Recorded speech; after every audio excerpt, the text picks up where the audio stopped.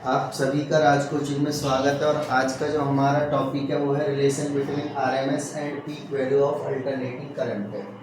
इससे पिछली वीडियो में हमने आपको बताया कि what is the alternating current. Alternating current क्या होती है, आप सभी को पता है कि जिसका मैग्नीट्यूड एंड डायरेक्शन समय के साथ बदलता है और वो आफ्टर द रेगुलर या पीरियोडिकली उसी डायरेक्शन में और उसी मैग्नीट्यूड के साथ आ जाती है।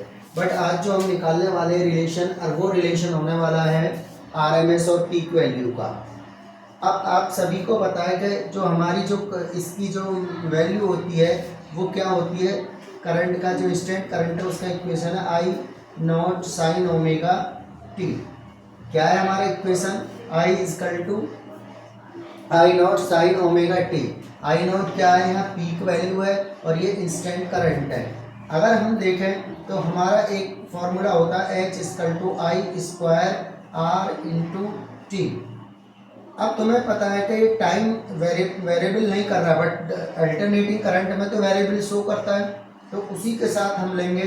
तो इसका मतलब है कि एच में भी हमें वेरिएशन शो करना पड़ेगा, तो I square R into D T हो जाएगा। अब आई की वैल्यू प्लेस कर देंगे यहाँ पर, तो क्या आएगा, आई नॉट का square sine square omega T into D T, और ये वाला जो आ रहा है मैंने अलग प्लेस कर दिया हियर। अब इसके बाद हम क्या करेंगे, बोथ साइड का इंटीग्रेशन, तो लिखेंगे डू इंटीग्रेटिंग बोथ साइड्स का इंटीग्रेशन करने पर। अब जब हम इंटीग्रेशन करेंगे बोथ साइड का तो हमें h का भी लेना होगा, तो 0 से h तक ले सकते हो इसका इंटीग्रेशन, dh इजकल टू ऐसे इसका 0 से t तक का, क्योंकि इसमें डिफरेंशिएशन टाइम में, तो sine square omega T into D T, और यहाँ से आई नॉट मैंने अलग लिख दिया, आई नॉट का स्क्वायर इंटू आर। इसका इंटीग्रेशन पॉसिबल नहीं है क्योंकि ये एक कांस्टेंट वैल्यू है, तो इसे हम आगे कर लेते हैं। अब इसका तो तुम लोगों को पहले से ही पता है कि क्या होता है इंटीग्रेशन, क्या होगा इसका, h माइनस जीरो लिख देते हैं फिर भी एक बार, ये हो जाएगा, और आई नॉट स्क्वायर आर को अलग कर लेते हैं। अब इंटीग्रेशन में कौन से स्टेप, 0 से t तक का, तो sine square omega T into क्या हो जाएगा, D T, sine square omega T into D T. अब हमें पता है कि एक फॉर्म हमारा रिलेशन होता है जो कि क्लास 11th में हमने मैथ में पढ़ लिया है, एक होता है cos 2a। cos 2a का फॉर्मूला क्या है, sine square a into minus cos square a, ये रिलेशन है। अगर हमें यहाँ से साइन का फॉर्मूला लेना हो तो हम उसी प्रकार पहले इसको हम चेंज करेंगे, तो क्या आएगा, sine square a minus 1 minus क्या हो जाएगा, ये साइन स्क्वायर a यहाँ से, तो ये माइनस और माइनस प्लस हो जाएगा, प्लस होने पे इसमें ऐड हो जाएगा, तो 2 साइन स्क्वायर a माइनस 1, क्या हुआ, 2 साइन स्क्वायर a माइनस 1, और इधर क्या हमारा चल रहा है साथ में cos 2a, क्या चल रहा है, cos 2a। अब इसको इधर ले आते हैं तो क्या हो जाएगा, प्लस हो जाएगा, तो 1 प्लस cos 2a, और अपॉन में क्या आ जाएगा हमारा 2। तो इससे आप समझ सकते हो कि इससे फॉर्मूला हम बना सकते हैं, और बनाने के बाद जो खुलेगा वो मैं फाइनली रख रहा हूँ, तो यहाँ से आप अपने हिसाब से डेवलप कर सकते हो पूरे क्वेश्चन को। अब हमने जो करना है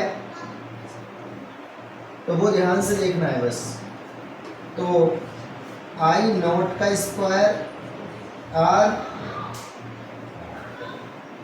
तो हम क्या करते हैं, इंटीग्रेशन अभी नहीं कर रहे हैं, इंटीग्रेशन करेंगे बाद में, तो साइन स्क्वायर ओमेगा टी, जो हमारा साइन स्क्वायर ओमेगा टी है इसी का हमें फॉर्मूला ओपन करना है, तो 1 माइनस क्या हो जाएगा, कॉस बोले 2 ओमेगा टी। अभी इंटीग्रेशन नहीं हुआ है, ये भी आपको ध्यान में रखना है कि इंटीग्रेशन नहीं हुआ, इंटीग्रेशन इसका बाद में होगा। ना आया हो समझ में तो दोबारा पूछ सकते हो। और इसी के अपॉन क्या होएगा 2, क्योंकि पूरे के अपॉन 2 भी होता है, इंटू डी टी। ये दोनों के रेस्पेक्ट में यूज़ करना है हमें।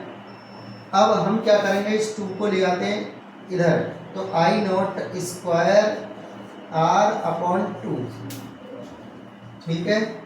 इसके बाद इंटीग्रेशन 0 से t तक का इंटीग्रेशन, और dt की हम अंदर मल्टीप्लाई भी करेंगे साथ में, तो dt minus cos 2 omega t into D T. Clear आएगा समझ। इसके बाद क्या कर लेते हैं, आई नॉट का स्क्वायर आर अपॉन 2, ये हो जाएगा। इनके अब हमें इंटीग्रेशन अलग अलग करने होंगे, 0 से t तक का dt लिमिट यूज़ करते हुए 0 से t तक, और इसका क्या है cos 2 omega t into D T. आप सभी को इंटीग्रेशन के रूल हमने जो अपनी ओल्ड वीडियो उसमें बता रखा है, टूल्स में जो मैथमेटिकल टूल्स है। अब डी ये अपर लिमिट में से लोअर लिमिट माइनस करते हैं, आप यहाँ तो सीधा ले सकते हो, तो क्या ले सकते हो t माइनस 0, क्या ले सकते हैं t माइनस 0। अब इसकी बात आती है cos 2 omega t into D T. cos 2 omega t into D T, ये माइनस हमने यूज़ कर लिया, और हम इसमें क्या करेंगे, इसका जो फॉर्मूला होता है वो क्या होता है cos, माइनस होता ही नहीं, तो इसमें हम क्या करते हैं कोसाइन में होता है, इसे सही कर लें, तो साइन 2 ओमेगा, और इसकी जगह कैपिटल टी ले लेंगे, minus sign 2 omega into 0।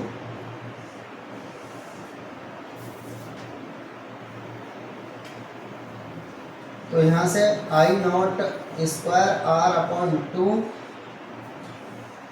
T minus तो 1 अपॉन 2 ओमेगा, और यहाँ से साइन 2, इसकी value 2 pi upon T into T, minus sine 0, तो यहाँ से हो जाएगा आई नॉट का square R upon 2, 1 minus T minus 2 omega, और यहाँ से टी से टी कैंसिल, ये हो जाएगा साइन 4 पाई माइनस साइन 0।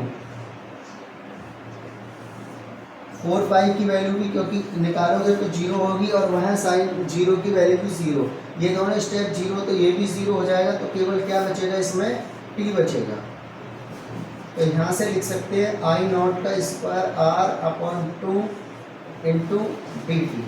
ये किसकी वैल्यू आ गई, h की वैल्यू, ये h की वैल्यू आ गई, और हमें निकालना किसके साथ है, स्टेडी करंट के लिए। अगर हम अलग से निकालते हैं स्टेडी करंट तो कैसे निकलेगा, 4 कांस्टेंट करंट।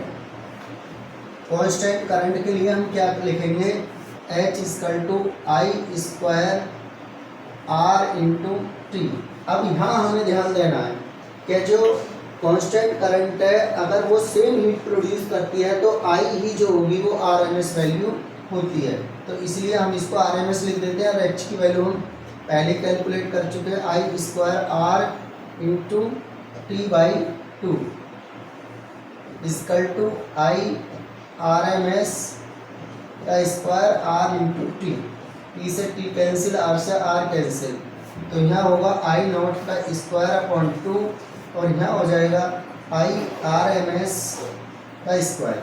दोनों साइड का स्क्वायर रूट ले लेंगे तो इसका हट जाएगा, आई नॉट आ जाएगा, और upon under root 2, square root करा है बहुत साइड्स का, याद रखना आई आर एम एस। तो यही रिलेशन है पीक वैल्यू और रूट मीन स्क्वायर करंट का। तो एक बार आप इसे दोबारा से देख लें स्लो मोशन में तो आपको अच्छी तरीके से समझ में आ जाएगा। इसमें 2-3 फॉर्मूले का यूज़ है ओनली।